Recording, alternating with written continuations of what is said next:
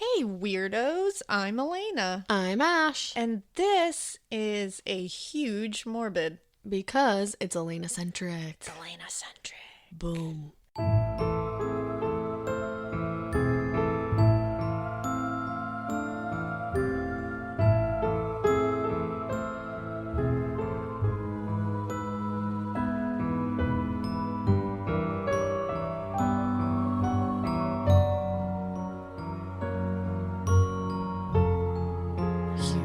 This is going to be a big one, guys. I'm excited for this one. Alaina told me what she was going to do like right before we just started recording, and I was like, oh yeah. And I've been meaning to do this one for a while, but like I think anybody who's like had a true crime podcast or like even done like research papers or anything, it's like you really got to just like hit it right. You got to be in the mood for a certain case. You got to let the case pick you. Yeah, you do. So it's like this one was just like, it's time. Mm-hmm. It's time, Alaina. We get that question a lot, like, what's your biggest advice? And actually, I'm going to change my biggest advice right now for if you have a podcast, let your cases pick you. Yeah, let them pick you, because if you try to dive into a case that you're not ready for, it's not going to be good. The research isn't going to be there, and you're not going to be into it. No, that's what I've learned. That's why my research has gotten better, I think. It's because you're letting them speak to you. Yeah. So, what we are going to be covering today is the Scream murder, which is the brutal murder of Cassie Jo Stoddart.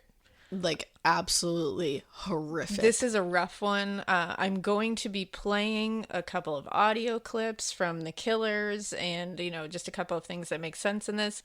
Just want to warn you guys ahead of time that that is going to be happening. But before we jump into this case, we don't have a lot to get through before that because this is a long one. Not a lot of business. Jump right in.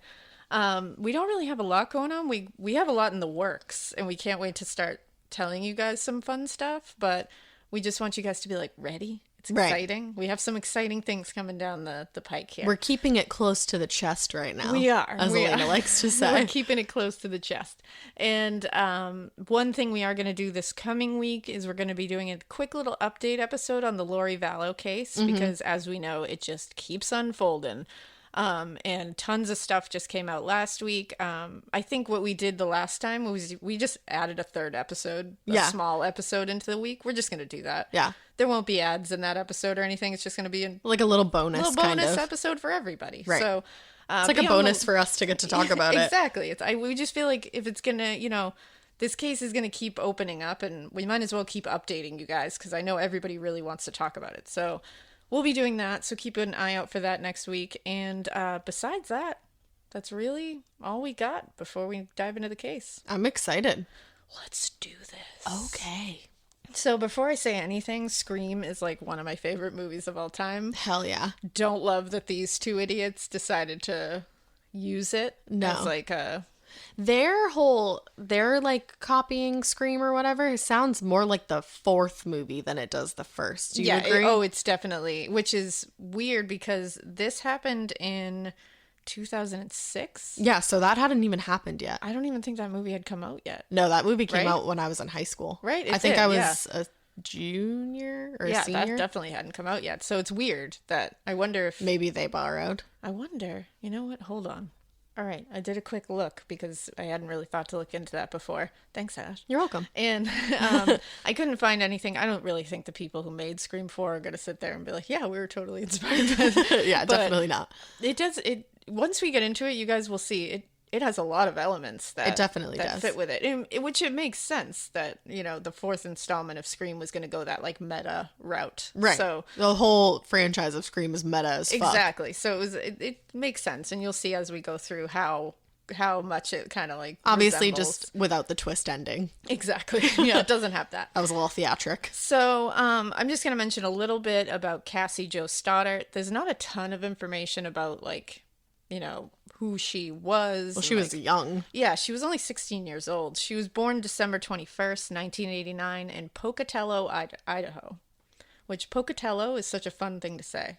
Hopefully saying it right. I don't care if I am. So, I'm kidding. But Pocatello. Pocatello is fun to say. Like Pocatello, Idaho. From what I could see, it's a pretty like small community. It was like heavily Mormon at one point. I'm not sure if it still is. It has nothing to do with the case. I'm just giving you a background. Just throwing it out there. That's what it's like. It seems like it's a pretty tight-knit community. very safe. Right. You know, it seems like it's one of those places you're not super worried about things like this happening, that's for sure. Cassie and her brothers and sisters were raised mostly by her grandparents. Couldn't really, I didn't see a lot about like why, but you know, everybody has their reasons. Was it the happens. case. So she, by all accounts, she was very artistic. She loved drawing. She loved music, anything creative. She was very creative. She liked to act, like was totally into that stuff. She played soccer. Her brother described her as headstrong, really smart, and kind. And he said he looked up to her, even though they were only a year and a half apart. Oh, yeah. And I he love said that. they felt like more like twins, but he like looked up to her. Right. Which I'm like, that just hurts my heart. I know, that's sweet. She attended Pocatello High School. She was a junior when this happened. She was a straight A student. She had everything going for her. She was beautiful. She sounds like so well-rounded to be into art and soccer and this and that. And a straight A student. Right. Like, you're just... damn, girl. Yeah. And she's really pretty, you know, like long, beautiful brown hair, like a awesome smile. Like, she was like the whole thing. Package. She was the whole thing. She had a boyfriend at the time of 5 months named Matt Beckham. Mm-hmm. He doesn't play a role in the thing, but like he's part of the whole in the story. situation. So then we're going to talk about two guys that she went to school with, and two guys that were, I mean, her friends. They were not like best friends. They were like more like acquaintances. They were acquaintances, but they like hung out sometimes. Yeah. And they were friends with her boyfriend as well. Yeah, so that's why they hung out. Yeah, it seems like it was, they had known each other for a while. They all went to school together forever. You know, those kind of people. Right. First, we're going to talk about the killers. Mm-hmm. Torey Adamcik and Brian Draper. Okay. So Brian Draper was adopted. Mm-hmm.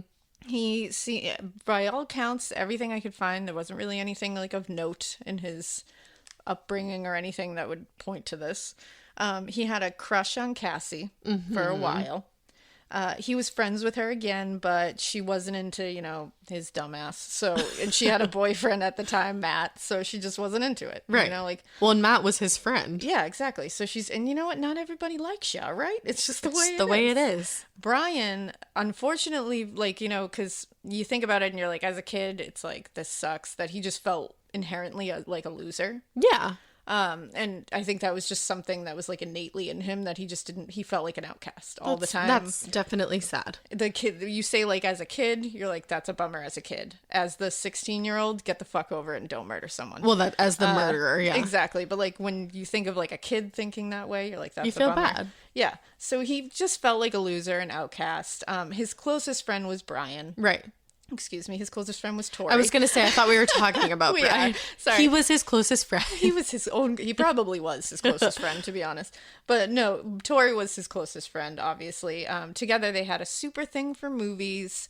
They considered themselves movie buffs, movie critics. I mean, they were like, those kids. You're 16. Which, like, resonates with you. I get that. Like, I worked at a movie store when I was like 16. That also reminds me so much of your nephew, my little cousin. Yes, exactly. And everybody's like, wait, I thought you were sisters. What? So, and it kind of reminds me of like Randy from Scream. Yes, yep. Like, you know, super into the movies, can tell you everything about it, relates it to real life all the time. Well, in Scream 4, Charlie and Robbie. Exactly.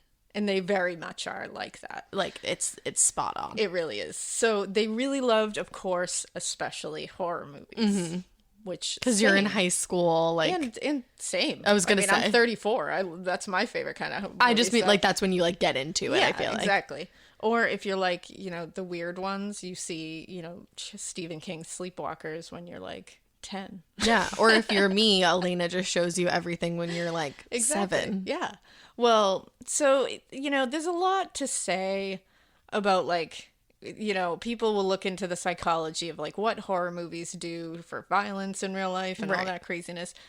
Look it up, because I can tell you right now, no study can tell you either way what happens.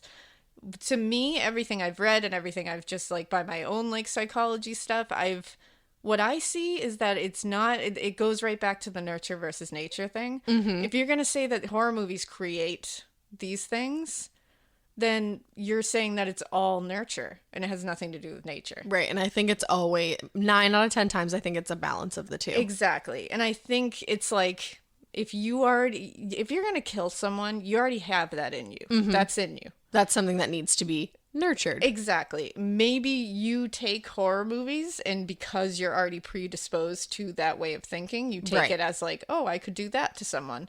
But it has nothing to do with the horror movie. It has to do with you as a person. The horror movie is nurturing your already murderous nature. Exactly.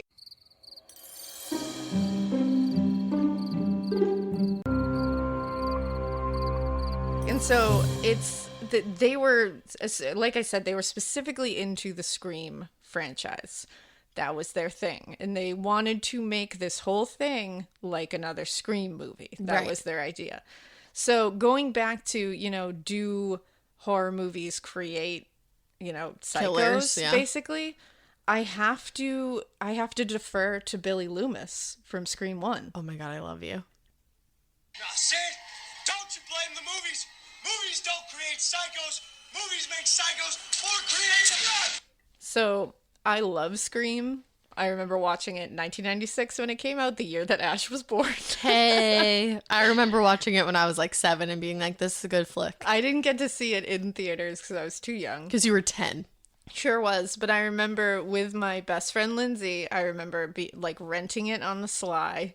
Somehow, we used to slide horror movies past Ma all the time. Well, I was gonna say, because that was like the Blockbuster days when you could get like 4 movies and like sneak it in the bunch. Oh yeah, we would go to Hollywood Video. One time we snuck Children of the Corn because we told her the sickle on the front of it was a crescent moon. That's and it was incredible. About fairies. And she was like, that's delightful. You should buy that. And then I didn't sleep for like 3 days. That's delightful. So we got that past her.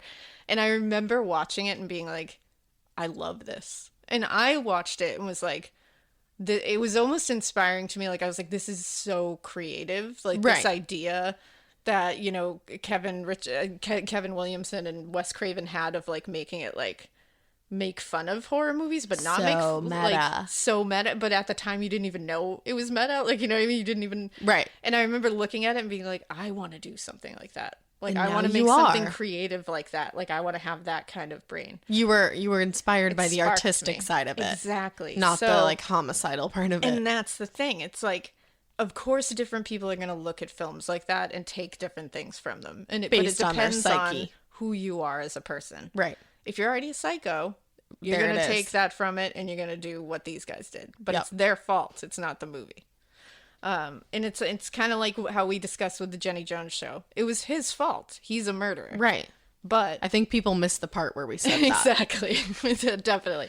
But you look and you say, does it play a role? Sure it does. But it also has to be in the person's conjunction with that person already being an evil person. Exactly. So there it is. I just needed Billy Loomis to help me explain that all. Just had to. So, like I said, they were into the Scream franchise, but Brian in particular had a real fascination with the Columbine school shooting. Now, like, when you say that, it's like, okay, I understand being fascinated by it, but he took it to, like, another level. Well, that's because I'm fascinated by true crime, obviously. I don't know if you guys know this. We're like 157 episodes in, but fascination is one thing.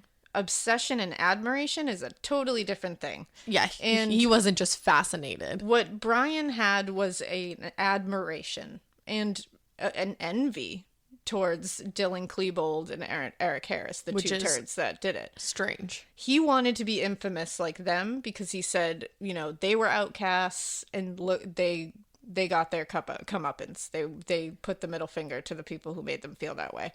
But it's like, but in reality, do you want it like that? Yeah, and if you really look into Columbine, they were just assholes. Like, it had nothing, like, they were raised up as these, like, outcasts, you know, like putting their middle finger to the, like, and it's like, no, they weren't actually. Like, they actually were just dicks. Right, I was going to say. Like, it actually came out that wasn't the truth at all. Yeah, they're not the heroes to the outsiders. That's not what they are.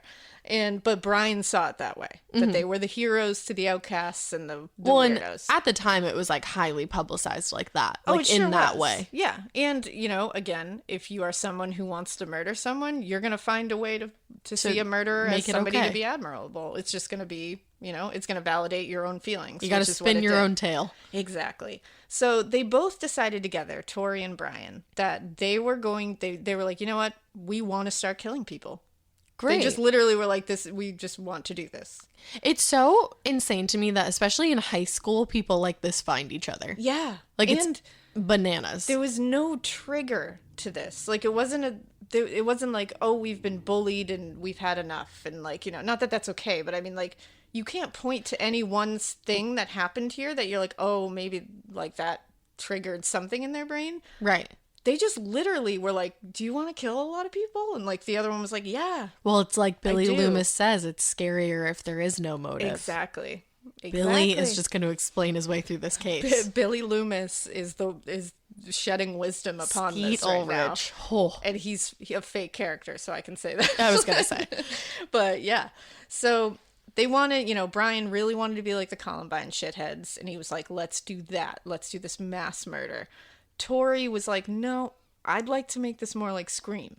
I want to make it like personal. I want to be like, in his mind, he's like, I want to be like Billy Loomis, and I want to be like this cool, witty, like I want to have like the hair tendrils in my face, and like, you know, I want all that. Can I like say this? I you can take it out if you want, but I feel like they like presented like PowerPoints to each other. Like, oh yeah, like this is what I want. Yeah, because they both wanted two very different ways of going about this, which shows like how different their thought processes were, because they were both evil. They both wanted to hurt and cause destruction and chaos and death. In different levels. But one of them wanted to do it with a big blaze of glory. Right. What he sees as a big blaze of glory. And then the other one wanted to do it more for the show. That's what he was looking for. He wanted to be jazzy. He was like, I'd like to be in a movie. So it's like that they saw it as very different ways.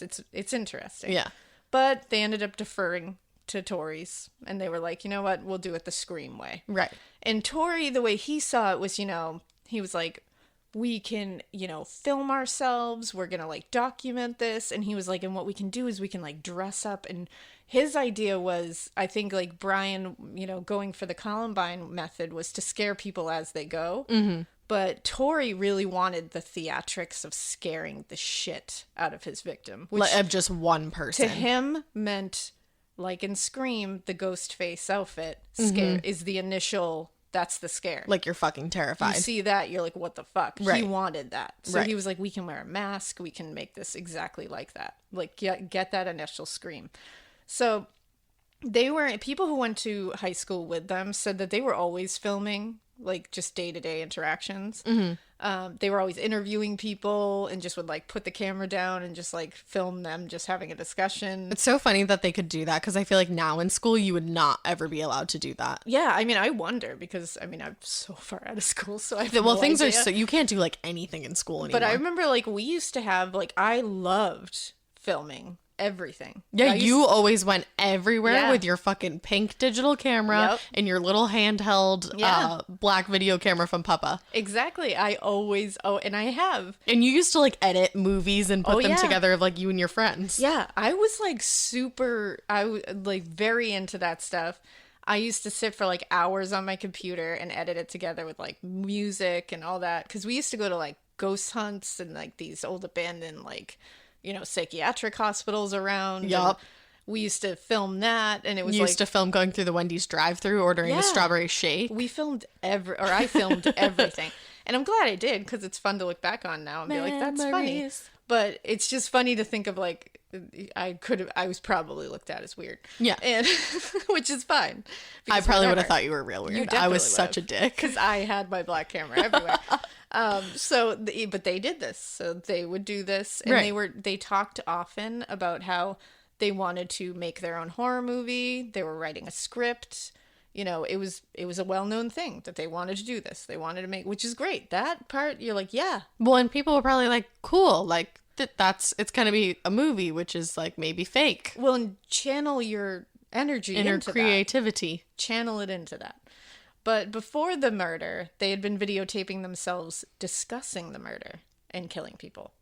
In fact, in school, in class, they were sitting with a camera, sitting on the desk in front of them, and they were discussing how they were going to go about it, because they had decided now that they were doing this. That's so wild. Like, where were the teachers or the classmates? Like, where were the people?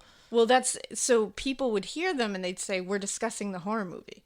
we're discussing what, like, our script. You gotta look into everything. And people were just like, okay, because they're not thinking, they're just sitting there openly talking about killing people.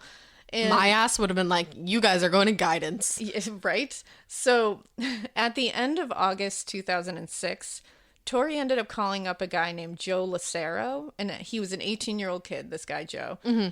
They were 16 at the time, and he asked him if he would buy some knives for them at a pawn shop. Now, Torey apparently, according to like an anonymous student, had like a knife collection. He liked collecting knives. That's just something he liked to do. So I don't think this rang too many Well, it's like a very bells. teenage boy thing to do. And because Joe was 18, he could buy them at the pawn shop, and Torey and Brian couldn't. So. And maybe he had done it for him in the past, like for his collection or something. Yeah, you don't know. So along with Brian, Torey and this guy Joe went together to the pawn shop. Brian took out $45 at an ATM, and they ended up buying 4 knives. I didn't realize you had to be 19 or 18 to buy knives. Yeah, well, it's just at a pawn shop. Oh, I didn't realize that. And so one of the videos, there's a lot of videos that were released. The court transcripts are released. They transcribe the whole video. So these are like directly from, court transcripts. This is faux real. This is faux real. So September 21st, 2006 at 8:05 p.m., the 2 boys, Adamcik and Draper, are sitting in their car, and Torey Adamcik is driving, and Brian Draper is filming from the passenger seat. Okay. Which, again, watching these videos, I was like, this is so fucked, because it's like, I used to do this. I used to film, like, my friend Lindsay used to be the one that drove all the time. Yep. And you were always in the passenger seat filming her, and we'd be talking about stupid shit, not this shit. No. So very different shit. Here's what they say. So Brian says, we're going for a high death count. Oh, good. And Torey says, plus, we're not going to get caught, Brian. If we're going for guns, we're just going to end it. We're just going to grab the guns and get out of there and kill everybody and leave. Like, where do you think you're going to fucking go? Brian says, we're going to make history. We're going to make history. And Torey says, for all you FBI agents watching this. And Brian starts laughing, which, first of all, wow, you really think FBI agents are going to watch this fucking dumbass video that you two filmed? Yeah. Hate to break it to you, they're not. It's not going to get that far, because all those prosecutors, like, you're giving them exactly what they need. You're just not that interesting. No. You're just dumb and performative. So all they would really do is be like, oh, this is really bad acting. So bye. So Torey says, he says, for all these FBI agents watching this, you weren't quick enough. And then laughs. Oh, God. Like, come on. Like the FBI, like it's like Agent Holden sitting there being like, damn it. We gotta catch these 2. They're gonna cause so much. It's like, no. Like, no, this is... You weren't quick enough. What? Like, no one cares about you guys. Doesn't make any sense. And Brian says, you weren't quick enough and you weren't smart enough. And we're going over to, and it says, it is redacted. It says Jane Doe 1's house. This was somebody who they didn't end up killing, but they tried to. Oh, I didn't know that part of this. Oh, they had several people. They had about, I think it's like 8 or 9. Oh, shit. That they were planning on killing, but that it just didn't work out that they were home alone. So these people Cassie, unfortunately, was just wrong place, wrong time. I almost just said that too. Yeah, it's upsetting. So they say, we're going to snoop over there and see if she's home alone or not. This is Jane Doe 1. Oh my God, I never realized this part. And if she's not home, splat, she's dead. Oh, okay, boys. So Torey said, don't put your humor into this, Brian. And Brian said, I'm not putting any humor into it. Yep, people will die and memories will fade. And Torey said, memories will fade. I wonder what movie you got that from, Brian. And Brian says, myself. And Torey laughs. And Brian says, that was from myself. And Torey says, no wonder it was so lame. Like, you two are you guys are like dumbest. having a weird like argument while you're on your way to go kill somebody. Well, no wonder it was so lame. You're both so lame. Are Right. you kidding me? Like, you're sitting here being like, FBI agents watching this. Like, fuck off. Right. You are not cool. You are not interesting. You are dumb as fuck. And that's what I have to say about that. And it's like, no wonder Cassie didn't give either one of you the time of day. Right. Because she was 100,000 times better than you. So then we go to another one, which is September 21st, 2006 at 8:08 p.m. Now, this is only a couple of days before the murder of Cassie Jo Stoddart. They went somewhere else. They were sitting in their car again. It was a 1994 Geo. And again, Brian's filming from the passenger seat, and Torey is driving. Yeah. So Torey says, In this part, I just had to put this in there because it just showcases how stupid they are and how they're trying to be so performative and theatrical and be very like Billy Loomis and Stu Macher. Like they're trying to be very witty and like, someday they're going to show these films and everybody's going to be like, whoa, what cool guys. You know what I mean? Like, and it's like, meanwhile, it's secondhand embarrassment how dumb and fucking lame they are. What did he say? So Torey says, the point I'm making is we are also taught that things like killing people and other things is wrong. The only thing it's wrong about it is because it's breaking the law. And the law is only wrong. And then he mumbles and like can't finish his sentence because he didn't plan out his fucking monologue. Because this doesn't make any sense anyways. And Brian says, natural selection, dude. Natural selection. That's all I gotta say. That's not natural selection. Oh, honey. though. Honey, baby, sweetie pie. That's not how that works, Brian. No. That's not natural selection. I was gonna say, this is not natural. When you murder people, you're selecting. It's not natural. That's not nature. Nature is not selecting. That's you. For more advantageous traits. That's not how that is. Actually very unnatural. That's very unnatural. You're wrong. That's a Muse song. Unnatural selection. Like, you are so dumb. So dumb. It's just natural selection. It's like, you saying that makes me really upset. As soon as he said that, I'm like, oh, you're trying so hard. It's just natural selection, Torey man. says, there should be no law against killing people. I know it's wrong, but... And then Brian says, natural selection. And I'm like, oh, stop, though. Meanwhile, he just said, like, killing people is only wrong because the law says it is. Yeah. But the law shouldn't be there because it's wrong. I know it's wrong, but it's not wrong. But it's not wrong. And then Torey says, hell, you restrict somebody from it, they're just going to want it more. And then Brian says, exactly. Goodbye, camera. Goodbye, camera. Goodbye, Brian. You're rotting in fucking prison now. Can you imagine so fuck off. being that dumb? Oh, just watching these, I was like, I'm so glad both of you are just rotting. Which, spoiler alert, they're rotting in prison right now. Yeah, that's not even a spoiler alert. That's just like just so you can sit through the rest of this. Hold on to this. This is almost like a BTK level of like disgust I have for these two because I feel so like it's a little worse. It's a different kind. It's a modern BTK. It's a modern disgust that I have. I like that modern disgust. Modern disgust. Good band name. I call it. Great band name. Called it. Gotta add that to the list. If anybody has a list of the band names we have said, yeah, can you send that over? Because we called them. You can't have them. And I want them. I need to know. So then we have another one. It says September 21st, 2006, the same night. This is around 8:15 p.m. They're in the car. Again, Torey's driving. Brian is filming from the passenger seat. Brian says, my friend's too pussy to go investigate. Turn here. And then Torey says, too smart, you mean? Okay. I don't mean that. He was like, nope. And then they start talking about, turn right, turn left. Why aren't you going down here? Why are you going so slow? Like, they're just starting to bicker with each other. I'm like, are you guys even friends? Yeah. Are you okay? Like, is everything all right? Do you need to talk? Right. And so then then Brian says, now we're going to go over to Cassie and Matt's house. Uh-oh. Cassie and her boyfriend. And this was the night before? This was the night before. And then they say, if they're home alone, we're gonna... And Torey cuts him off and says, it's Cassie's house. Matt is there. And so it sounds to me like Torey gets very annoyed with Brian a lot and is like that friend that's like, shut the fuck up. Like, you know they actually hate each other. Like, if you listen to them talk, you'd be like, you don't like him. Have you like, seen those memes lately where it's like, did you have that like friend in high school that absolutely hated you and ruined your life, but you were still friends, or are you normal? That's exactly, it sounds like Torey was that friend of Brian. Yeah. Like, no giving Brian any credit because he's also a dick. If I think about some of the friends that I had in high school, I'm like, oh, that makes sense. Like, oh, there it is. We've all been there. So Brian says, Matt is there. Sorry, we're gonna go knock on the door. We'll see who's there. We'll see if the parents are home or not. If they're home alone, we'll leave our way, and then we'll come back in about 10 minutes. We'll sneak in through the door because chances are they're probably in Cassie's room. So we'll sneak in the front door. We'll make a noise outside. And then Torey says, and Matt will come out to investigate. I love how this proves to me that they are truly like stupid enough to be influenced by like anything they see. Right. Because they're being like, and Matt will come out to investigate. It's like, no, people do that in movies, you idiot. Well, that's the thing. Nobody comes out and says, hello, is anyone there? Like, that doesn't really happen in real life. I do that. Like, that's not a thing. I don't say, like, come outside hello? and investigate. And Brian says, we'll kill him. And we'll scare the shit out of Cassie, okay? And Torey says, sounds like fun. And then Brian says, stay tuned. Oh, no. So, same night, 8:36, so a little while later, same thing in the car. And Brian says, we found our victim, and sad as it may be, she's our friend. But you know what? We all have to make sacrifices. Our first victim is going to be Cassie Stoddart and her friends.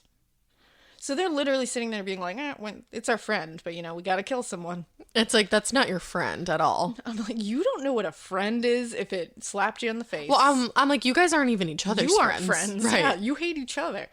Torey says, so then Torey yells at another car for having bright lights on. Okay. And Brian says, we'll find out if she has friends over, if she's going to be alone in a big dark house in the middle of nowhere. And then he laughs and says, how perfect can you get? I mean, like, holy shit, dude.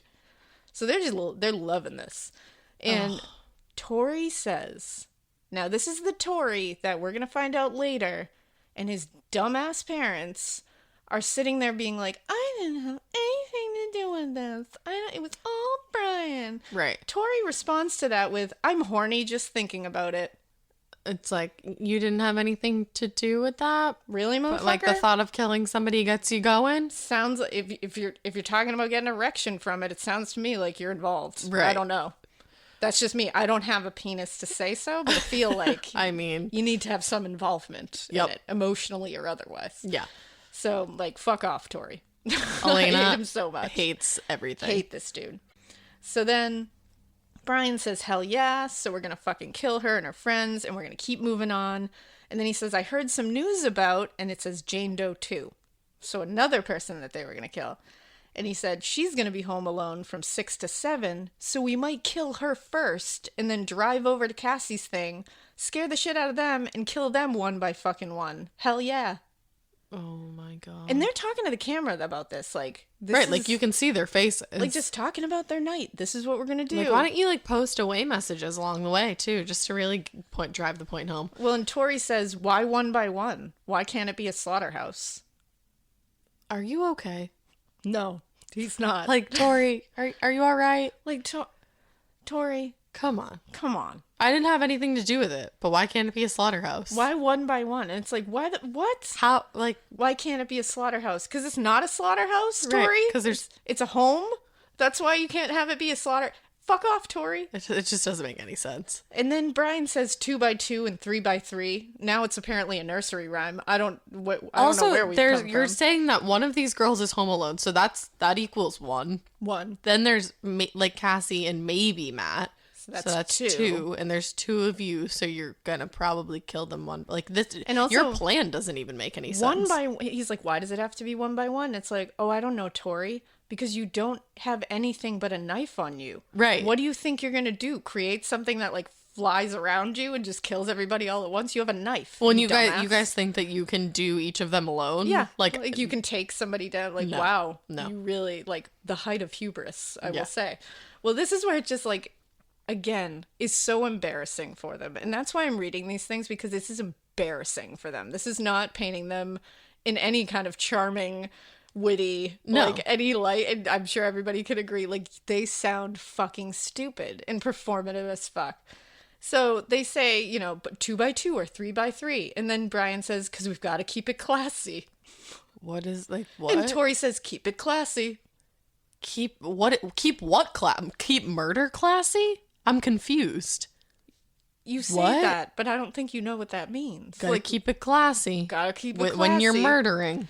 To me, it sounds like 2, like, bozos sitting in a car, trying to talk big and tough. Saying the most cliche things they could possibly think of. And literally have no ad-libbing skills. Cannot riff for fucking the life of them. Don't understand a yes and. So the first thing they do is just like, what have I heard before? Keep it classy. Like, you know?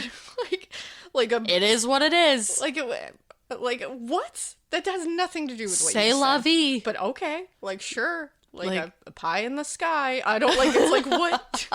You have nothing to do with that. The ants are marching in. Hurrah.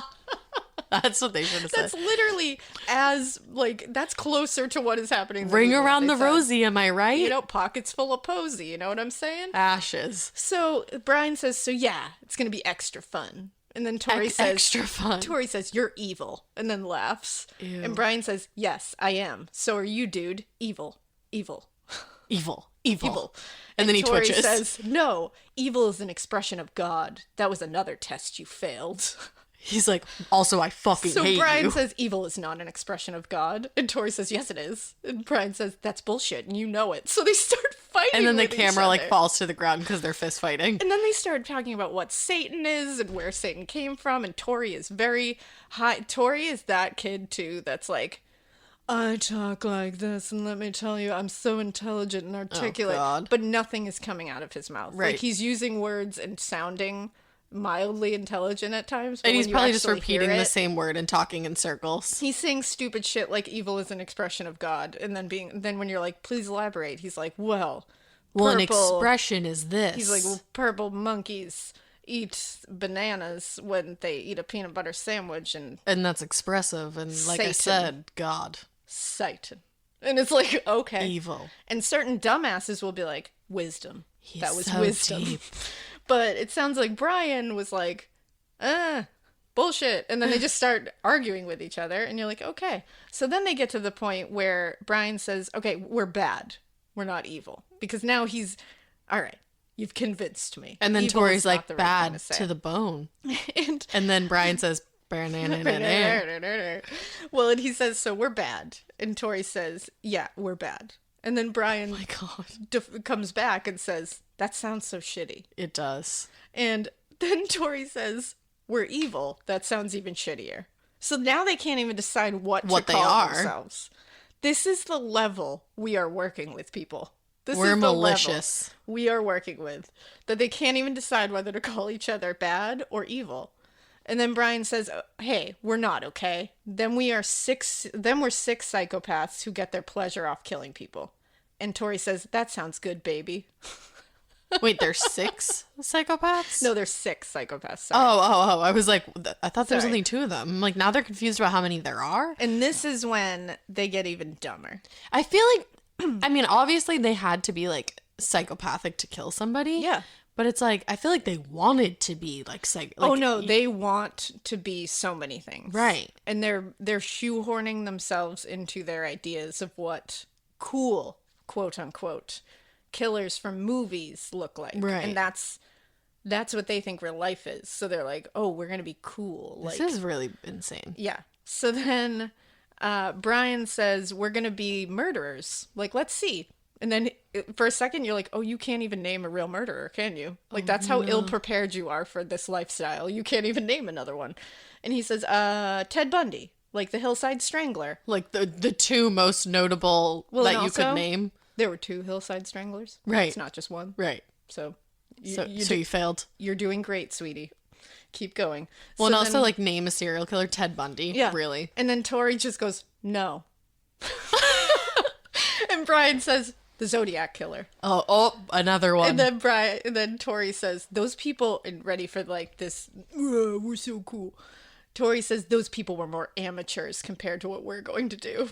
Oh. We're going to be more of higher sources of Ed. Geen. Can't think of it. And then Brian says, Geen. And Torey says, Geen. Oh And- my God. This gets worse. Now, here's what's funny to me. It's like, okay, so Ted Bundy and the Hillside Stranglers, 2 of the worst, but definitely. 100%. Or excuse me, 3 of the worst.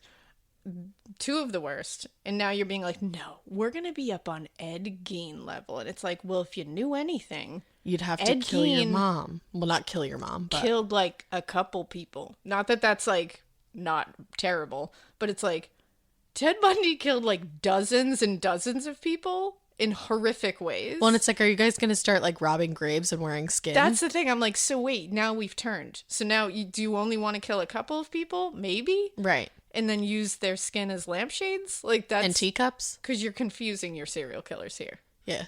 Like read up if you're gonna start spouting this shit out. I think they just knew the names and they were like, For sure they Notable did. And they were serial like, Ed killers. Gein's a big one, right? And it's like, yeah, but not for the reasons that you're thinking of. Like, but not body count, if that's little what you're different. talking. Yeah, like if we're really talking If about we're that. talking bodies. And then they start talking about like, wait, was he the one that saw a girl walking down the street and he just decided to do it? Like they're literally trying to figure out like, wait, Who's was that who? the right one? Yeah.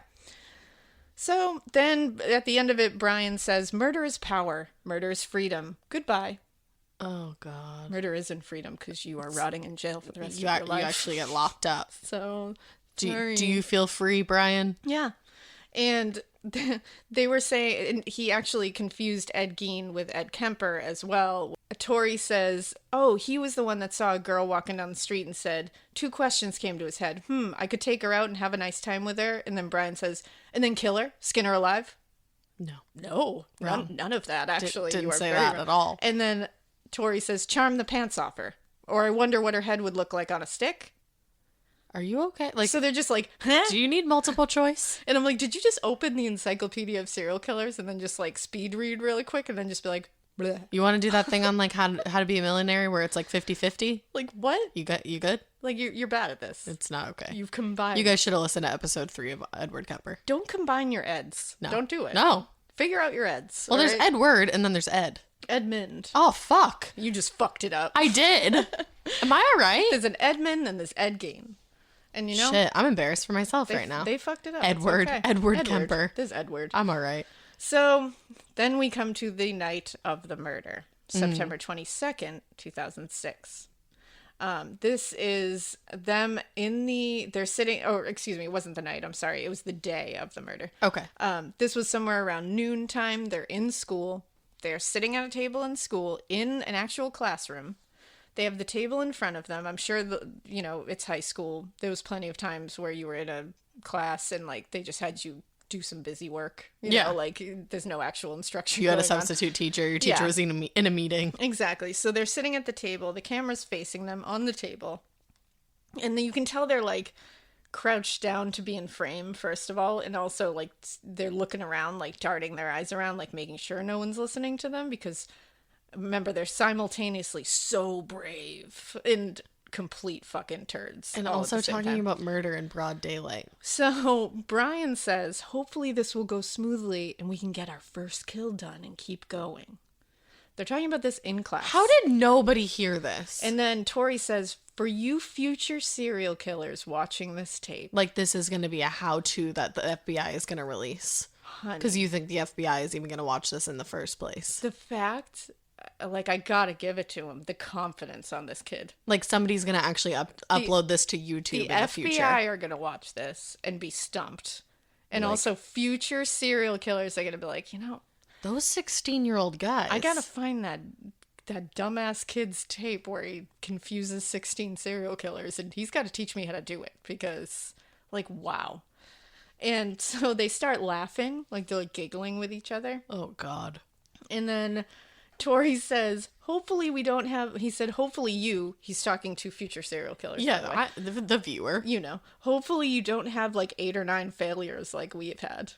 Oh, and God. Brian says, yeah, we've probably tried like maybe 10 times and they've never been home alone, so... And you think people are going to watch this and be like, oh, I got to do it like they did. And be like, you guys really got this down to a science. And it's like, oh, you're so brave. They weren't home alone, so you couldn't go in. Yeah, well, and then Torey I'm glad they didn't. Or when they have been home, their parents show up.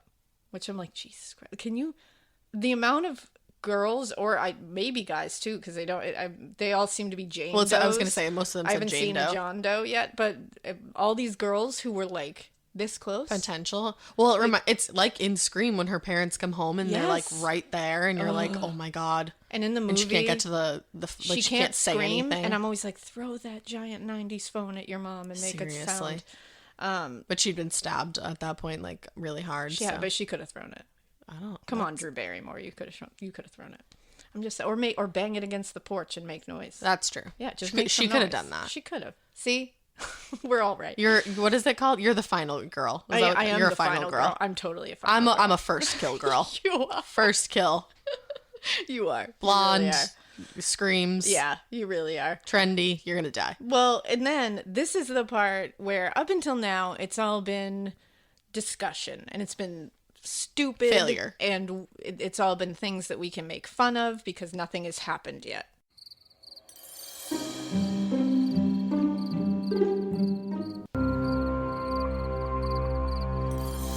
Now we're going to get to the serious part. It's serious because now we've gotten to the point where it is no longer this hypothetical thing that these two idiots are just talking about. they're now the next thing that, because even now they're talking about how they've missed opportunities because people have shown up, parents have shown up. Right. And you're like, yeah, that's fucked, what we know now. But at the time you could be like, you're just dumb. Like, this is not, you're just talking. Right. This is all talk. You're talking shit. Well, then Brian bluffing. looks into the camera. Oh, no. And he says, as long as you're patient, and we were patient, and now we're getting paid off because our victim's home alone. So we got her. Our plan all worked out now. I'm sorry, Cassie's family, but she had to be the one. We have to stick with the plan, and she's perfect. So she's gonna die. And then they both laugh. In the middle of class, and the camera shuts off. I can't believe that not one fucking person heard that and was concerned. That piece of shit to look into that camera and go, sorry, Cassie's family. I can't even imagine her family, how they feel knowing that little shit turd looked dead in the camera and said, whoops, sorry. Well, and the one sitting next to him wants to claim that he had nothing to do with it. I'm like, then why were you sitting there the whole time? Exactly. Why didn't you tell somebody? You did have something to do with it. Both are you're equally both there. Equally as fucked. So September 22nd, 2006, the same day. This is the day that Cassie Jo Stoddart was murdered. So Cassie had agreed to house sit for her aunt and uncle. Yeah. And it was like a big, nice house. The home was in a place called Whispering Cliffs, which doesn't sound real at all. No, it really doesn't. But apparently it is. What's the town in Scream? What's it called? Shit. I know. Westboro. Westboro. Yeah. And yeah, so it's Westboro, right? It's West something. I'll look it up while you talk. It's Borough. Okay. Shit. I can't believe I can't remember that. That's like revoking my horror card. What's the town Westboro? in Scream? I can't remember. Well, Woodsboro. Woodsboro. I was going to say, I knew it was creepier. And I knew West didn't make sense, but I was like, there's a borough and a W. Woodsboro. So this is Whispering Cliffs. So it sounds like it's a similar we vibe. got the W. Right. And, it's a crazy... Whispering Cliffs... Fuck. You want to keep saying Westboro. I do. Whispering Cliffs is a crazy-ass name. It is. Like, that's a cool name for a place. It's very spooky. I don't want the cliffs to whisper to me. Anything whispering is like, whoa. Don't. Now, her aunt and uncle's name were Allison and Frank Contreras. She also had a 13-year-old cousin who lived in that house. Mm-hmm. They were away for a few days. They'd asked her just to house sit. They had animals. They had dogs. And they were like, can you just hang out with them, feed them, walk them, just stay in the house. So she's thinking like, cool, that's totally fine. She was a very helpful kid. She loved her family. So she was like, absolutely, I'll do that. She asked them ahead of time. She said, can Matt come over and watch movies? Is that okay? Because again, good kid. Not trying to like pull a fast one on anyone. They said, of course. They knew Matt. They knew her. So they were like, totally. Absolutely. Now, while they're watching TV that night, they're watching a movie, just hanging out. Torey and Brian show up at the house at around 6:37ish. Yeah. And Cassie initially was like kind of annoyed because she was like, I just want to hang out with Matt. Well, and she's like, I didn't ask if you could come over. And she's like, you two are fucking weird as fuck, and I don't want you in this house, probably. Do you remember who it was that liked her? Was it Brian or was it Torey? Well, it turns out later that it came out that both of them. Oh, well, and they both hate each other, so that makes sense. And Torey, so Brian was the one who I said had a crush on her. Mm-hmm. Later, it came out that Torey had a crush on her for years. Oh, shit. So it seems like there was a lot of pent-up aggression, little bitch energy that they couldn't handle the fact that this girl was not into them. Yeah. I think that was a little bit part of that. I was gonna say probably part of that. Well, and she was probably I'm sure she knew like at least one of them liked her and was like, this is uncomfortable. Yeah, like I'm sure she was like, I don't want these two people over that are weird to me. Right. But they came over. They were friends with Matt. Matt was by all accounts like not part of any of this. Mm-hmm. Like he was never found to be part of any of this. That's good. Well, when Matt and Torey came, she was like, they were like, oh, I thought this was a party. And she was like, no, like I'm house sitting and dog sitting. Like you're stupid. She was like, no one else is coming. They had apparently asked other people to come and they never showed up. So they were trying to start like a weird party, which I'm assuming they were trying to make it like the party at Stu's house at the end of Scream. And it's like, no, but no one likes you. So no one showed up. Well, and also, how did you think that you were going to do that? Like Stu and Billy did. They managed it. That's what they were thinking of. Like they were thinking, we are Billy and Stu. It's just so And frustrating. I'm like, also, do you realize that like they didn't get away with it either? That's the other thing. I'm Like, did you watch till the end of the movie? It didn't end well for them. Like, it would probably end the same for you. And it's even weirder because in the movie, Stu is like, I always had a thing for you, Sid. I know. And it's like, that is weird. Isn't it weird? You know what the issue is, though? These are two Stews. You literally took the words out of Did my I? mouth. I was just about to say. There's no Billy They Loomis both wanted in this to be a situation. Billy. They were both Stews. Yeah, we got a couple of Stews Yeah, they were right both here. idiots. It's below deck. I mean, I love Stu in the movie, but they were Stu in real life. What does he say? Are you gonna call? My mom's gonna kill me. My parents are gonna be so mad at me. That's what he says. He's an idiot. Okay, back to the seriousness. I'm sorry. Yeah, you got to break it every because this is a heavy one. So breaking it up is Yes. just something we gotta know. Right. It's something we do. It's lighthearted. It's lighthearted. It's a lighthearted nightmare in here. Right. So yeah, so they showed up. Cassie was a little annoyed about it, but she just went with it, and she was like, "We're watching a movie. You can watch a movie with us. That's what Or we're you can doing." get the fuck out. So they decided to watch one of the Kill Bills because that was like a big movie at the time. So it was a couple of hours in, Torey and Brian were like, "I'm bored. I'm leaving." Okay, And bye. they were like, "We're going to go to a movie theater and watch a movie," which is like, oh, okay. You're bored watching a movie here, but yeah, totally go pay to watch a movie. Right. Idiots. So they got in the car and drove a little ways away from the house. They then changed into all dark clothing, dark sneakers. They were wearing like black. One of them at least was wearing black Converse. Mm-hmm. Which I was like, don't ruin black Converse. I was going to say, come on. They put on these masks. These masks, we will post a photo of them in the Instagram because holy hell. I haven't seen the masks, but they were clown masks, No. right? They were No. not. Okay. These masks, all I can think about is poor Cassie. They were seeing really this scary. mask come because seeing these masks, I'm like, that poor girl. I want to look it up right now, but you keep talking. Basically, the mask was a white mask, like a plain white mask, but on it had blood all over it, like it was bleeding from the eyes and the mouth and the nose. Oh, God. And it's just this horrifying, it's a horrifying mask. To see that coming at you in your house would be unbelievable. I can't imagine. So they each took a knife with them. They're all dressed up in their costume, and they drove back and parked near the house again. Right. So this is when, so then they filmed themselves in the car when they were parking. And Brian says, we're here in the car. The time is 9:50, September 22nd, 2006. Unfortunately, we have the grueling task of killing our two friends, and they are right in that house down the street. What is wrong? I hate them so much. Yeah. And Torey says, we just talked to them. We were there for an hour or so, but... And then Brian says, we checked out the whole house. We know there's lots of doors. There's lots of places to hide. I unlocked the back doors. It's all unlocked. Now we just gotta wait. And, yep, we're really nervous right now, but, we're ready. And Torey said, we're listening to the greatest rock band ever. Who are they listening to? Brian says, we've waited for this for a long time. And Torey says, Pink Floyd, before we commit the ultimate crime of murder. You gotta, they really had to go for it. Which is like, don't fucking sully Pink Floyd either. Right. Like, fuck you guys.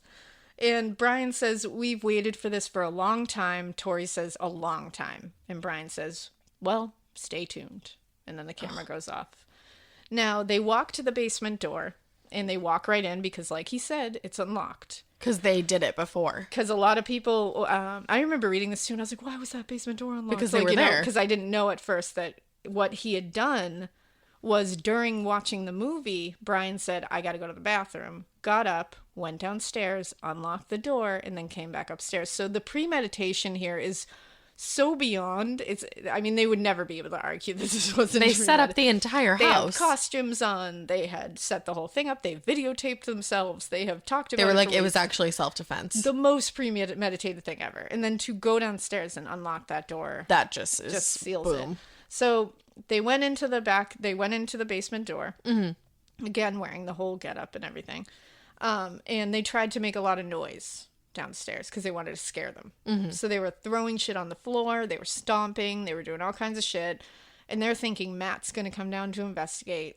They're going to kill Matt. And then they're going to go up and scare the shit out of Cassie and kill her. Oh, I didn't know that they were planning to kill Matt. I thought they were solely in this for Cassie. No, they were more in this for Cassie. That was their main goal. Right. But they had said, and I think I say it later, but they had said that They basically said if he tries to protect her, they will kill him too. Okay. Which they were actually friends with Matt. So yeah, they were more friends with Matt than they were Cassie. Exactly. Like, I mean, no matter what. Wrong is wrong. But it's like they were actually like bros with Matt. So for them to just be like, we'll just kill him if he tries to protect his girlfriend from us murdering her, it's like clearly there's something you two are wrong. tapped. Like, that's insane. So they're like, you know, someone's gonna come down and we're gonna attack him. Well, they were super freaked out upstairs because they were hearing noises and the dogs were starting to get like nervous. The dogs were like barking at the basement door and shit. Right. Which was freaking them out. But they were like, we're going to sit on this couch. We're not going to go investigate because we've seen movies and we know that you don't do that. Mm-hmm. Well, and you're in unfamiliar territory too. So Yeah. it's like even more like, I don't want to go. And I think it's just one of those things that's like, you know what? I'm going to stay put. Let's just sit here and we'll see what happens. Right. So no, they don't come down. So 15 minutes after this was 15 minutes after they had left them. So this was not long after they had already been left, like, we're going to changed, came back. We're going to go see a movie in a theater. This was very close after, because again, they just changed and came right back. Yeah. So all of a sudden, the power goes out. Oh, fuck that. In the house. This was Torey and Brian cutting the power from downstairs. Right. And it was like a circuit breaker in the basement. So Matt and they Cassie... just like turned off the fuse, They just turned everything off. So Matt and Cassie stay in the living room again because they're like, we're not... It's a pitch black house. We're not going around this. Oh my God. Cassie was super so scared. scary. Yeah. And Matt says Cassie was very freaked out. He said he was freaked out, but he was trying to be like very like strong for her. And he said suddenly like a few of the lights go back on. Mm-hmm. So Cassie's really freaking out. And she's like, well, because that doesn't happen. Yeah, like, that's weird as fuck. What the fuck's going on? So Matt said, again, one of the dogs was like really giving them like cause for concern because he was like barking at, he was like looking at the basement door and then he'd come back to them and then go back to the basement. And they were like, oh, this puppo. So Matt's like, all right. So he's like, let me call my mom. And he's like, I'm going to ask her if I can stay here tonight because I don't want you staying by yourself. I know you're freaked out. So he calls his mom and he's like, you know, Cassie's really freaked out. All the power just went off. It's a huge house. It's kind of out in the middle of nowhere. Like, I don't want to leave her alone. Do you mind if I stay here? And his mom was like, oh, no. Well, because they were 16. 16. I get yeah. 100% I get. I just She's love like, that that's it's like, cute. You think that like it's gonna end with like, oh, absolutely, you know what I mean? Like he's gonna no. Like she was like no, and so she was like no, and not only that, I'm coming to get you now. Like she was like, I know what you're trying to do. Yeah, she was like, which is sad because good try, son. That's not what he was trying to do. No, it wasn't. But she was like, she was being a mama. Oh, that's she was really like, sad. Good try, son. So he's like, all right, cool. So his mom, this is like the one case where the kid actually like, yes, he had like, noble intentions, right? Actually. So his mom comes to get him, and she's like, and he asks again, like, are you sure I can't stay here? And she's like, no. She's like, this is no. cute, but no. So she's like, you know what, Cassie, do you want to come to our house? And which that's very nice. That's very nice of her. So she's like, there's supervision over there. Yeah, she was like, I'll be there. So and that's what she said. She was like, you're not staying unsupervised in an empty house together, but you can come to my house where I am. And she was like, you know, we can make sure you get back here. Like, but why don't you spend the night there and you don't have to worry about any of this? Well, Cassie was like, that's really nice of you, but no thank you. Because she was like, I promised my aunt and uncle I would stay here and take care of the dogs. I don't want to let them down. Oh my God. Well, and that just goes to show who she was. It keeps proving what like a good kid she was. She said this is what she wanted to do. She was just trying to be, you know, and she was trying to be like strong and be like, nope, it's fine. I'm going to take care of my business that I need to take care of. Like, good for her. But like, fuck. So he leaves. And when he left with his mom, he ended up calling Torey because again, they're bros.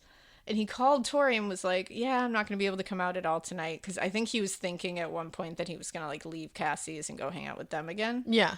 And because it was a Friday night. So. And his mom was like, no, like, and his mom was like, no, you're coming home. Right. She's like, I'm not driving anywhere else. She's like, shit's getting weird. That's just like, you need to come home. So he calls Torey and he's like, oh, I just left Cassie. Oh, fuck. Unknowingly being like, she's home alone. Right. And he was like, and I think he told him like, you know, I was trying to stay there, but my mom won't let me. And now I can't come out at all. Well, because to him, he's talking to his bro. Yeah. You wouldn't think twice about telling your friend that your girlfriend or boyfriend is home alone. It's your friend. Because that's the thing. I think a lot of people are going to be like, oh my God, like, don't ever tell people you're home alone. But it's like, no, these are your friends. Exactly. That's the thing. And it's like, who can you trust if you can't trust your friends? Right. Like, how many times have you been like, oh, hey, I'm going to be alone tonight. Do you want to come over? Exactly. And then like, so-and-so will tell their boyfriend, oh, she's going to be home alone tonight. Like, I'm going to go over there. Exactly. And that's so, unfortunately, by doing that, he kind of gave him the green light. Clear. So people say they think a lot of people would be like, they thought he was involved somehow, especially because of this phone call. People thought it was weird. And I understand that, but I get why people because honestly, initially, when I first glossed over it. Oh, when I first heard the case, I was like, he's involved. I was like, sketchy. He was given the green light, being like, she's home alone now, fellas. But knowing that they had plans to hang out later that night. And it's like, the evidence shows there's also evidence later that comes out that's like a burned note that they had written in a notebook. And in that note, they say that they were planning to kill Cassie, but again, if Matt had tried to do anything, they were going to kill Matt. Right, so obviously he did not know about this. It seems like they weren't in cahoots. It seems like he just didn't know that his friends were psychos. Well, now this poor kid, his friends did this to his girlfriend. He has like survivor's guilt. And now he's got to think about grieving of his girlfriend. And that's a lot. Yeah. So they end up, once the mom and the boyfriend leave, the lights go off again completely. Because before they were like half on. This poor girl. And Cassie is terrified. Yeah. But she's like, I'm going to stay in this living room. I'm staying on this couch. I'm not moving. Right. I'm not going to look for it. I'm not going to go turn on that circuit breaker. I'm just going to sit here. Which, she is a braver soul than I. Because I would have been I don't even know what I would have done I would have been out the front door. I would have been leaving. But it's like, she's in the middle of nowhere. Where do you go? Oh, I'm not saying anything is right here. I'm just saying, like, my instinct would be to get the fuck out of the dark. Yeah, I don't even know what I would do. Pitch blackness is very heavy to me, and that would have been too much for me to handle. And I'm assuming, if all the power is going out, she doesn't even have the TV. Oh, God. So she's just sitting in pitch blackness. It's like, oh my God, that must have been so scary. And she could have been like paralyzed with fear. I mean, that is a thing. That's such a thing. And Torey and Brian, again, had cut the power, and they had hoped that she was going to come down to fuck with the circuit breaker. That's right. They're assuming a shit ton, and they're being proven wrong again and again. Right. Because they keep assuming they suck. that it's going to be like a movie, and people are going to come investigate into strange basements and like out in the middle of nowhere. But it's real life, and people will just sit on the couch and not move. And when she didn't, they were like, all right, whatever. We're just going to go up there. So that's when they walk upstairs in their masks, holding their knives, and they stomp up the stairs, which can you fucking imagine that? I almost want to cry right now. It gives me like heart palpitations to think about sitting dealing with the anxiety that she's already been dealing with, and then to hear somebody stomping up the basement stairs. I would be... Because imagine one person stomping up the stairs, and then imagine hearing double that. Yeah, hearing two... And in your mind, you're like, are there more than two people? Like, oh, yeah. What is happening right now? Yeah. And when they got to the top, Brian slammed a door at the top to scare her even further. Oh, my God. And so then they walked in the living room and just attacked her. Yeah. Like, just full-on attacked her. Torey started stabbing her. That's weird. I thought he didn't have anything to do with it. Yeah, I thought he didn't even want to be there. Brian soon followed. Yeah. So both of them ended up stabbing her multiple times. The autopsy showed that she was stabbed between 28 and 30 times. Oh my God. There were 2 different knives used. So two different Torey people can fuck right off pretending that he didn't have anything to do with it. And 12 of those stab wounds were considered to be potentially fatal. Wow. So the rest of them were just... superficial wounds. Potentially, not even superficial. They were full-blown wounds. They just weren't fatal. Okay. One knife, it had a serrated blade, and it had inflicted 11 of those potentially fatal wounds. Mm-hmm. So one blade, one person had inflicted almost all of the fatal wounds with a serrated blade. The second one was not serrated, and it inflicted one of the potentially fatal wounds, and then a bunch of the non-fatal ones. Okay. So both of them had involvement in the potentially fatal wounds. They both killed her. Yes. Like, it is proven. Then they just left her on the floor, didn't clean anything up, just walked out. All the animals survived, right? Yes. Unfortunately, they had to deal with that. But because it was like 2 full days before somebody came home. So those dogs were just walking around in there. My God. I don't say unfortunately, like they unfortunately didn't kill the dogs, but I'm like, unfortunately they had to live in that house for 2 days. Dogs are like, and dogs, they probably are like, yeah, they wanted to help. But, I'm sure. So then they leave and they go home, and or they're on their way home. And when they're on their way home, I'm just going to quickly play you the thing that really nailed them to the wall when it came down to trying to, really charge them with first-degree murder and all that good stuff. This is what they did immediately upon leaving. I just killed Cassie. We just left her house. This is not a fucking joke. I stabbed her in the throat, and I saw her lifeless body just disappear. Dude, I just killed Cassie. Oh, fuck. That felt like fucking real. I mean, it went by so fast. Shut the fuck up. We gotta get our act straight. Okay. So, to me, it seems like Brian is a bumbling idiot. I mean, they both are. They're both complete fucking idiots. But to me, this shows Brian to be more of like, whoa, murder. Like the stew. The stew. And then it seems like Torey became more cunning and calculated in this moment, because later his defense will use the fact that Brian is saying, I just killed Cassie. I just stabbed her in the neck. I watched this. He never says we.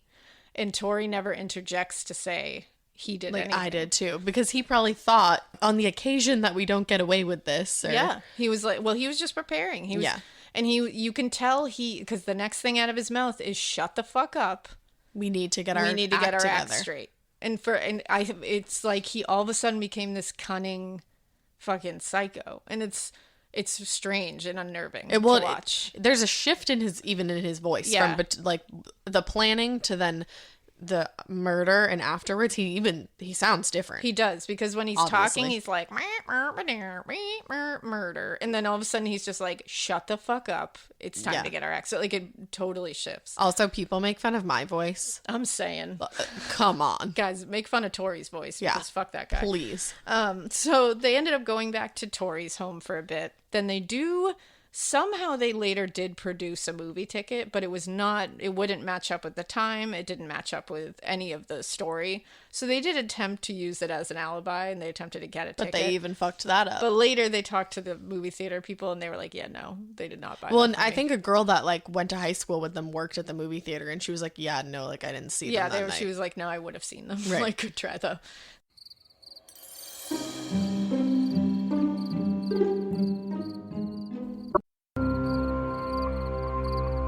So they ended up going back to Torey's house. They pack up all the costumes and the tape and the knives, everything that has something to do with what they did that night, including the tapes, which is like, what was the point what are you going to do? Because then they douse him with like gasoline or rubbing alcohol, take him out to like, I think it was the Black Rock Canyon area. Mm-hmm.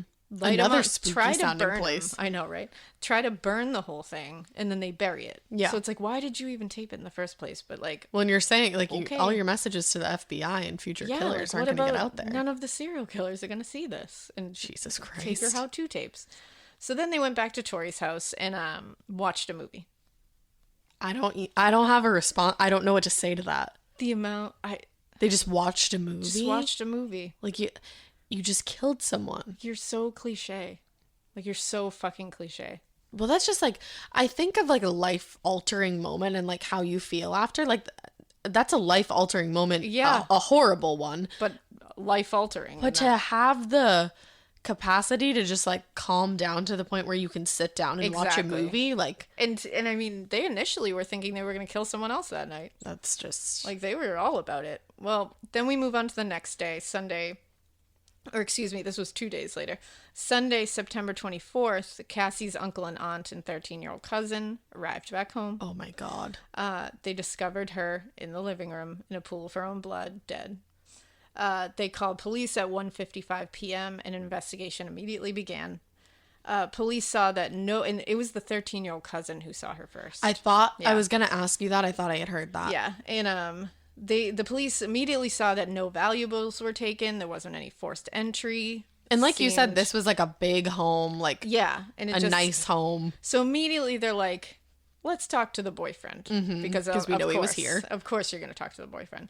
So Matt's brought in for an interview on the same day, and he said that he had been trying to reach Cassie on September 23rd, that Saturday, like the day before, because he had left her Friday night. And he said, but he couldn't get a hold of her. She wasn't answering anything, and he couldn't go to check on her because he doesn't have his own car, and his mom had the car. Right. So he was like, I literally couldn't get there, so I was just trying to call her. Right. And they did check, and he was trying to call her. On the same day later, around 8 p.m., he was picked up. So this was like the night before. That night before she had been discovered, you mean? Yeah, exactly. Okay. He was picked up by Torey. Are you shitting and me? And spent the night at his house. So Matt spent the night at Torey's house after Yes. Torey had killed her. And he asked Torey, can you bring me by Cassie's aunt and uncle's house? Because I want to check on her. I haven't been able to get in touch with her. I had never heard this part before. And Torey said, no, I don't have enough gas to get all the way out there. Oh my God. And again, he's his friend. Wow. So he's not thinking anything. Why would and you again, think anything of that? They're 16 years old. I dated someone for like 4 years when I was 4 years too long when I was 16. He wouldn't have given a shit about me if I was gone for like two. He wouldn't have even noticed. If he wouldn't even called you. So this is not alarming to me that like Matt was not like doing everything in his power to get in touch with Cassie, because like I can tell you with full He's a 16-year-old confidence that a 16 I'm not shaming all 16-year-old boys, but like my 16-year-old boyfriend, we could have gone a week and he wouldn't have known that Anyone I dated at 16? Yeah. No. So that's not super alarming, because I know some people are like, what? Why didn't he get too upset? And it's like, no, they were 16. I feel like he did more than He did more than most... what probably my ex-boyfriend would have done. Yeah, more than So- anybody I dated would have done. Exactly. So like, I don't want to get too hard on Matt here. He was a 16-year-old boy at the time. He wasn't thinking that she was murdered by his friends. Well, and you know, like when you can't get in touch with someone and you're 16 and like that's, you kind of think that, and then you're like, that's crazy. Yeah, exactly. You're like, whatever. And then you just move on, and they're probably like playing video games. Watch or another something. movie. So the next day when Cassie was found, her mother had actually been the one to call Matt. Oh no. And she was immediately like, what did you do? Right. Like because everybody immediately looked at Matt. He was the last person there to be as known far with as they her. knew. Right. So that Because they poor didn't guy, know that Torey and what's his face were over there. Yeah, and they Brian. weren't supposed to come over. She didn't ask if they could come over, so it wasn't all that the aunt and uncle knew is that Matt was here. Oh fuck. So poor Matt. So September 24th, the police interviewed Torey at his home. His parents were there. He said, the same story, that they went out. They went to the home that night. They thought it was going to be a party. Didn't end up being a party. They were bored, so they left and went to the movies. Mm-hmm. So the police were like, "Cool. How was the movie?" And then he was like, "Yeah, it was fine." And they were like, "Okay, like, can you tell me anything about the movie?" And he was like, "I can't really remember." And they were like, 2 days ago? I can't remember the movie that I saw the other night. 2 days ago? I can't remember. Like, really? And then they were like, "Who was in the movie?" And he was like, "Yeah." Also, I mean, know. I'm glad that Actors. I'm glad he wasn't able to, but like, hey, idiot, make something plan up. That? Like, that's like, wow, that's what cunning, right? Future serial killers, take note. Yeah.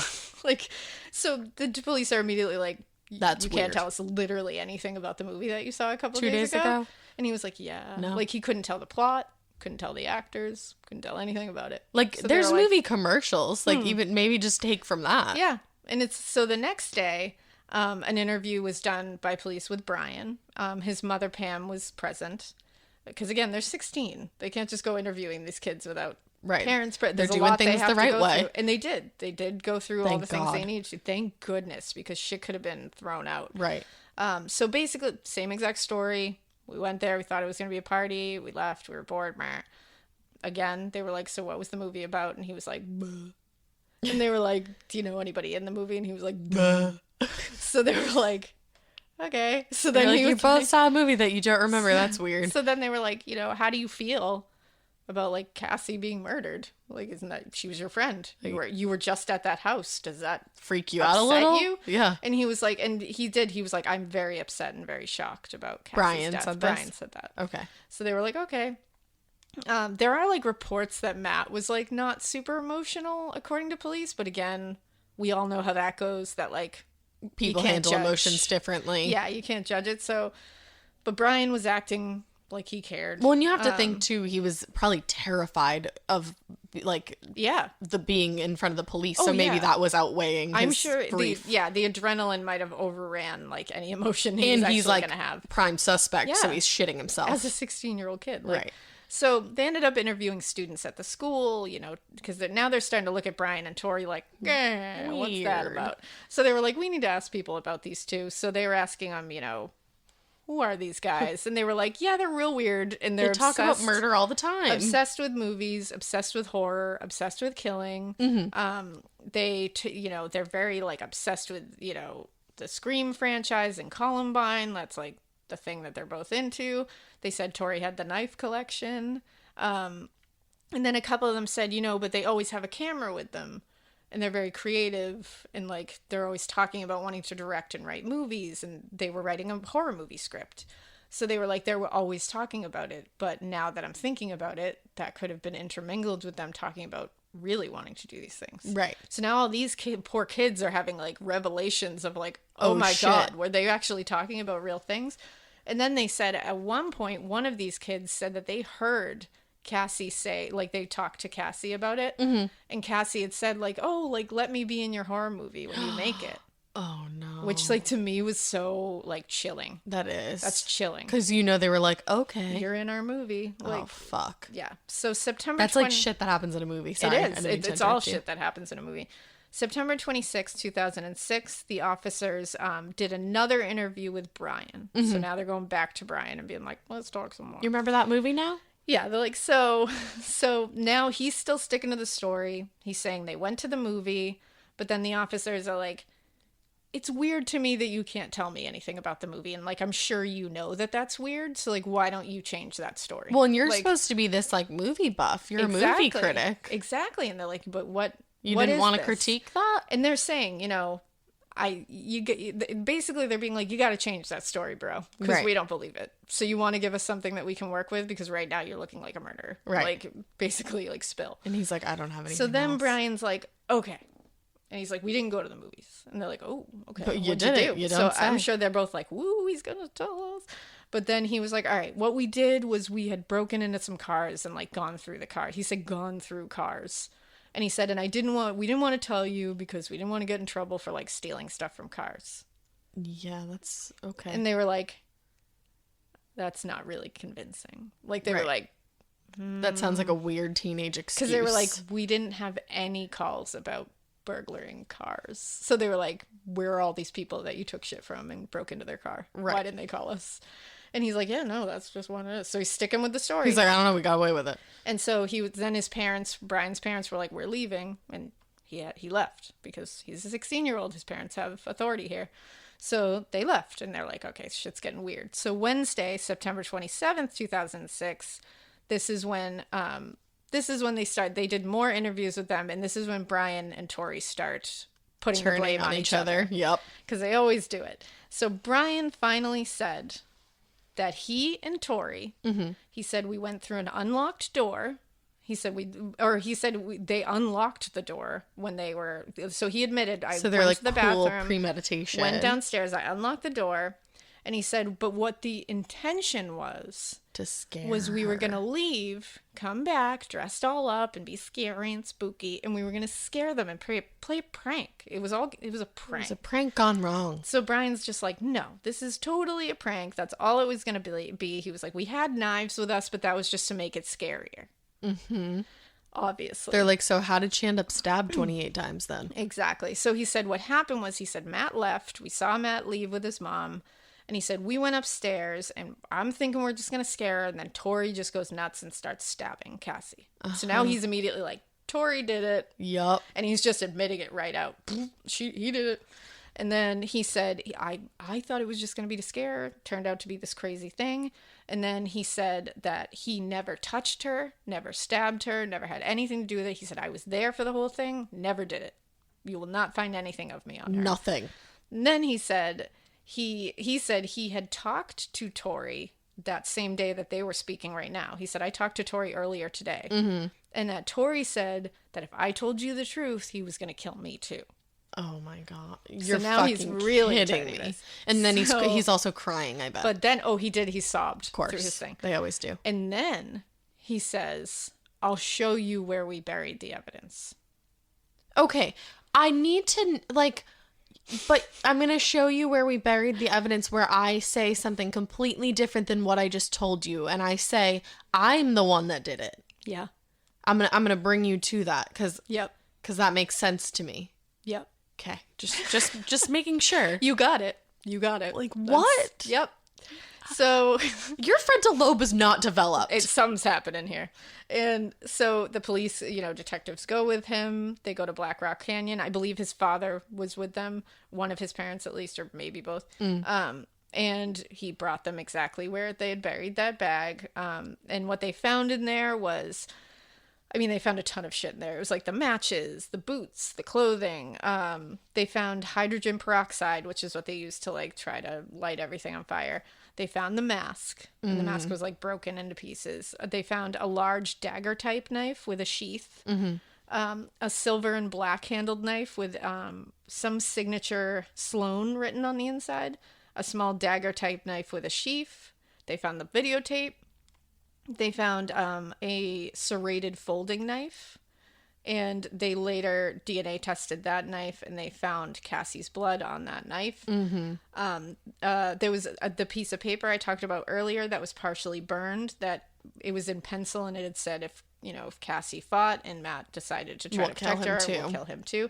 And on it, you could see it's very hard to like read the whole thing because it is partially burned. Yeah, but it's laying out exactly how they were going to do it that night.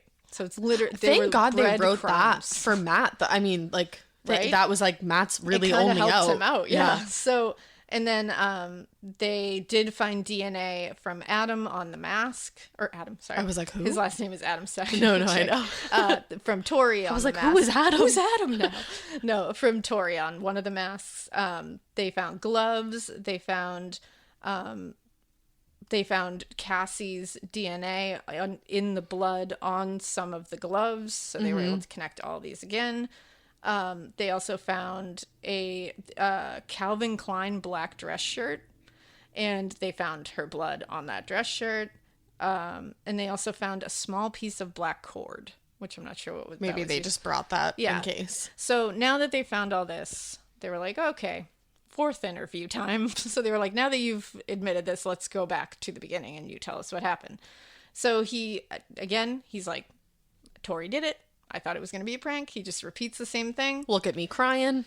But then he was like, so, okay, sure, Brian. Like, you were just there. You thought you were very innocent and thought this was just going to be a fun prank. Like, that's real fucked up of you anyways, because it's a fucked up prank. But, like, cool. Definitely go with that story. And then he's like, but, like, maybe did you just stab Cassie just to, like, keep Torey from hurting you? Yeah. Oh, no, he didn't do that. He was like, Torey sounds crazy. He was probably so scary.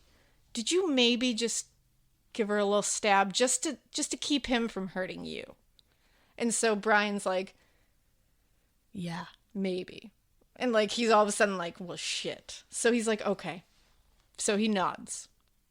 He just nods. Like, the way that the like officers can do that, I would never. The good cop, bad cop thing is very impressive in detectives. I would never think to ask a question like that, to frame it that way, because you have to like take out all the emotion and aggression you have for this person who did it, and you have to be like, that other guy, he's the mean one. Like, you, poor you. Like, were you just scared and you just did this? Like, I get it. I have to imagine that must be kind of fun to like. It must be very satisfying. Like, very rewarding. Once he nodded, I'd be like, jackpot. I'd be like, gotcha, motherfucker. So they were like, okay, yeah.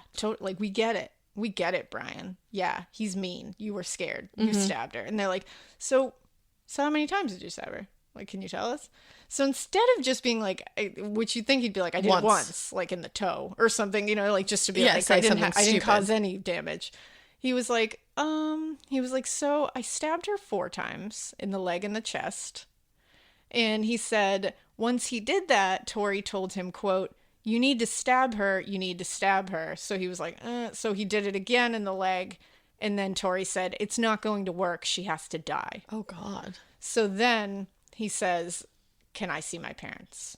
Oh, fuck. And that's the end of the interview. And the police, the detectives abided. They ended the interview. They got most of what they needed anyway. And they ended the interview. So he was, and all these two fuckheads were Mirandized. Everything went was done the according right to plan. way. They try to get back at that later, but they can't because it's airtight. It's all right there. So September 27th, 2006, they were both arrested. Good. Bye. They were both charged with first-degree murder and conspiracy to commit first-degree murder. They had separate trials. The defense obviously was blaming each other. And then when asked about the tapes, they said, we were just making a horror film. It wasn't real. It's just weird that this whole thing happened. It's weird that it lines up perfectly. You know how coincidences are. And that the person in our horror film is named Cassie. It's weird. It's just coincidence. Well, and then DNA evidence under her nails actually matched Brian. Oh. From what I read and what I've seen, they have not taken DNA from under her nails that matched Torey, but there was DNA under her nails that matched Brian and another one that was an unknown male. So it could have been that it just didn't connect with his DNA. But weird. And of course the defense used that. Of course. That only Brian's is under there. So they also stuck with the tape saying... But I'm sure he was just the closer one. Well, and they stuck with, Brian said, I killed Cassie in that tape. Like, that's... Right. Unfortunately for Torey, it did not work for him. So Brian was found guilty April 17th, 2007. Torey was found guilty June 8th, 2007. That's my birthday. Sure is. I don't know if anybody knows that. I'm a Gemini. So August 21st, 2007, they both received life in prison without parole, a mandatory sentence. Bye. And 30 to life for the conspiracy charge. So life plus 30. They're not going anywhere. Life plus 30 to life. Yes. So they had to spend this sentence at Idaho State Correctional Institution, where they still are today. Thank God. Torey's parents are fucking enablers of the century. Like, okay, listen, I get standing by your kid. Right. And I'm sure it's hard to accept that your kid did this. And it's one thing to stand by your kid, and it's another thing to enable them to spin a false narrative. Right. And to not take responsibility for something they have clearly done and are on film admitting to doing. Because then you're just hurting the victim's family 10 times more. Oh, yeah. His parents literally won't let him tell the real story. You can see sometimes that Torey almost looks like he just wants to say it, and they stifle it out of him. Which is insane. And it's like, just let him talk. He's not getting out of jail. Anyway, right, anyways. He's staying there forever. You might as well let him get it off his fucking chest. Like, let him talk about it. Right. So they feed him, like, there's a documentary called Lost for Life, and it's about, like, juvenile offenders and the mandatory life sentence and all that craziness, and they are part of this. And in it, Brian seems actually remorseful when he speaks. I will say that. Who knows, really, because, they could be, but it seems like because he takes 100% responsibility, says, like, I did it. Right. I was there. He said, Torey did it too, but, like, I did it.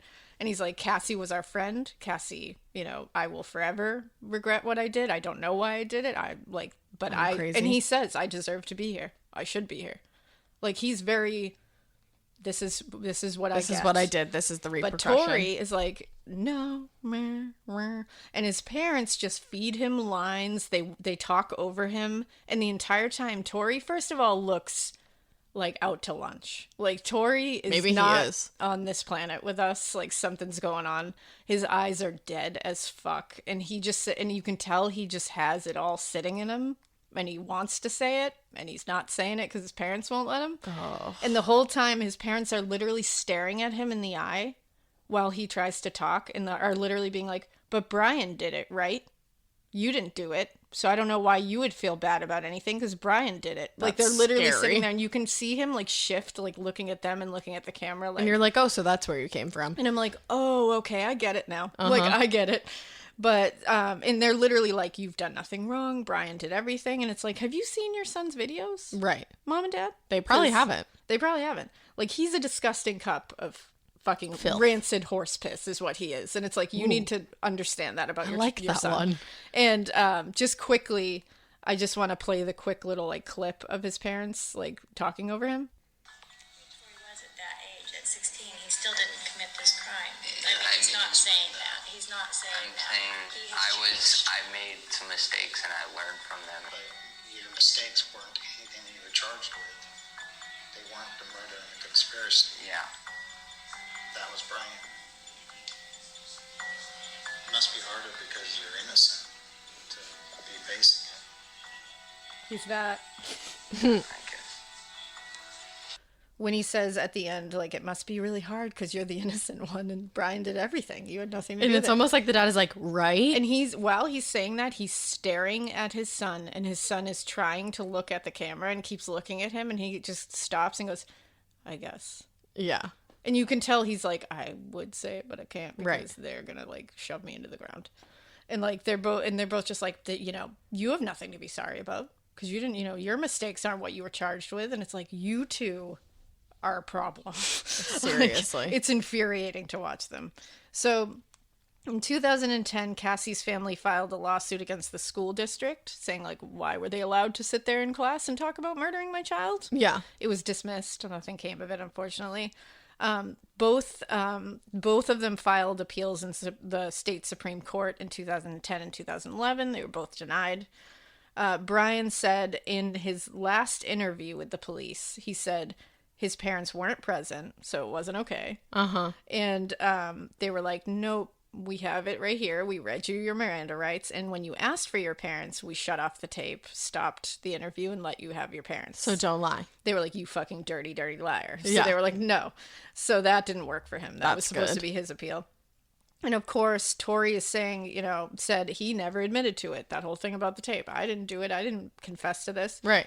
Torey also said that his counsel, he had ineffective counsel because he said there was a warrant that was served at his parents' house when they were arrested. And the warrant did not include, it was just to search his room and stuff, obviously. Yeah.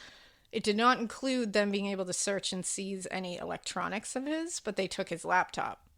And when they looked on it, they found like fucked up shit, like child pornography. Yeah, I heard that. Which doesn't shock me about that dude. No. He's got so much going on. It's in his eyes. It is. And so he was like, they weren't. And I love that he's like, that wasn't in the warrant, so you can't use it. It's like, yeah, and but it's like, it's okay though. You're still real gross. Yeah. So I don't think that would have made a difference, but No. okay. In 2012, the Supreme Court said you can't impose a mandatory life sentence without parole for people under 18. Unconstitutional.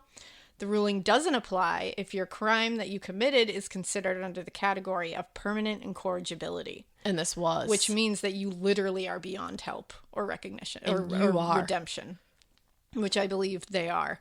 And it seems to be that they are because they haven't gotten a new one. So in 2014, the Contrerases, the aunt and uncle of Cassie, they said that they couldn't sell their house. They tried getting out of that house. Well, no one will buy it. imagine.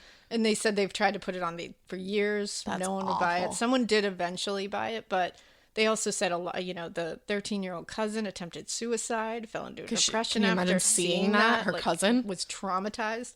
The aunt said she went into a deep depression, lost her job. That's so sad. This had such far-reaching ripple effect. Right. And in July 2015, Torey got a hearing for post-conviction relief. No. He used the whole ineffective counsel thing. He said there were character witnesses that were not called in the initial trial, and they would have proved that he's such a good guy, and it would have had Totally. March 2016, that was denied. Bye. He appealed it to the state Supreme Court, December 26, 2016. They rejected it. So that same year in 2016, the Supreme Court made that ruling about minors not being sentenced to life imprisonment without parole. Yeah. They made that retroactive. Remember when they were like, now we're going to go back and look at these? So they are looking at cases now. Oh, shit. They have not looked at theirs. I believe they looked at another case that could have had something to do with theirs. But just as a weird little side, September 28th, 2004, a 25-year-old woman named Norrie Jones was sexually assaulted and stabbed to death 50 yards away from where 14-year-old Torey lived. Oh. During the trial for her murder, which took place in 2015, so a long time after she died, Right. he was brought up as a possible suspect. Oh, They shit. think he might have done that. Maybe that's why he was so calm after. That's what. Like, Brian was so, like, holy amped shit, up I and just hyped. did that. And Tori's like, yeah, I fucking did this before. And I think he might have. It wouldn't shock me. He was No. so cunning immediately about it. Right. And then the last thing I just mentioned was I found in my research, I found this weird ass fan fiction about Brian. Ew. Yeah, and it was like a whole fucking novella online about this for some reason Brian got out of jail and was living with this family, and the daughter, the like teenage daughter, and him have this affair. People are so sick. And like Brian is portrayed as this like very like loving, caring, remorseful person. That just like, actually made me feel nauseous. and I'm like, yo, just write fiction. I have like nausea. fan fiction is fine, but like why are you writing fan fiction about a fucking murderer? Like that's insane. You need help. Yeah, so you should take that down if you're that person. Yeah, because there's a when I saw it, I was like, here. wait, what? And I'm like looking through it, and I'm like, is this what? Because it looked like an interview almost at first, and then it got into weird shit, and I was like, oh, this is fan fiction about Brian Draper. Life is so upsetting. Like weird flex, but okay.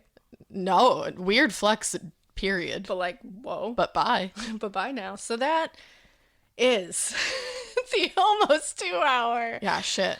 retelling of the Scream murders of Cassie Jo Stoddart. R.I.P. Cassie. I know. She did not just, I mean, Terrifying talk about a death. senseless murder and a terrifying murder. Well, if you'd like to see some scary, fucked up pictures, you can follow us on Instagram At Morbid Podcast. If you'd like to hit us up on Twitter. A Morbid Podcast. If you would like to send us a Gmail. morbidpodcast@gmail.com. We hope you keep listening. And we hope you Keep it weird. But not as weird as Torey and Brian did, because let's just keep it simple. Don't keep it that weird. Because honestly, fuck you guys. Ugh. Ugh.